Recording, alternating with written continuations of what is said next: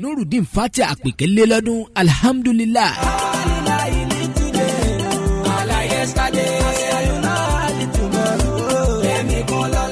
O bó bá wù ẹ́ mọ́ kó jíire lópolé àgúnlá bó bá wù àfẹ̀bùjò kó jíire nísàrẹ̀ àgún tẹ̀tẹ̀ bí Nurudeen Fati àpèké ọlọ́jọ́ ìbí tòní bá ti jíire àbùṣe ti bùṣe lónìí ọjọ́ kẹwàá oṣù kẹrin ọdún tá a wà yìí we celebrate you happy birthday many happy returns of the day àràpápá báyìí là bẹ́tu ibi gìjàgìjà là bẹ́kùn òjòjò níṣòwò kó má lè nájà o kòkó kò lára ọ̀tá le ìgbà ọdún tí Nurudeen Fati àpèké bá lò lókè ìpẹ́ ọdún kan ló máa jẹ́ o wà dàgbà wà dògbò bihakila haula wala kuwata ilabilali aliyulazim àpèké o ẹ̀yin lọ sọ arókì tí àrò bàbá sọ ẹ̀yin lọ máa rọ́tí wẹ̀ bí òjò ẹ̀yin lọ mọ olúòjé ọmọ òjé ìpẹ́tù ọmọ àpàjá fún wọn láwọjẹ ẹ̀làmọ́kò ń gbọ́dọ̀ jẹ́yẹ̀ ẹ̀gà ọmọ òṣónú ilé ògbà lọ èmi òkúkú ní sàlọ̀ fẹ́ni tí ò fẹ́ràn mi ọmọ sàkìtì wọ́n ìwọ̀n ọmọ búnibúni abèébú wọ́ntìwọ́ntì ọmọ rínirínni abẹ̀rín pọ̀yẹ̀kẹ̀pọ̀yẹ̀kẹ̀ òǹpẹ̀tù tó lò jẹ́ ọmọ arọ́tí wẹ̀ bí òjò òjé kì í jẹ̀gà bẹ́ẹ̀ ni wọn kì í jẹ òrófó ẹ̀bá ń wárò rẹ̀ bọ̀ lọ́nà oko kú ń dalú ọmọ ẹ̀yìn tó pọ́n rẹ́gẹ̀dẹ̀ ọlọ́jọ́ ìbí ó sọdún ọdún yìí wàá ṣe tẹ̀mí pẹ̀lú ayọ̀ àti àlàáfíà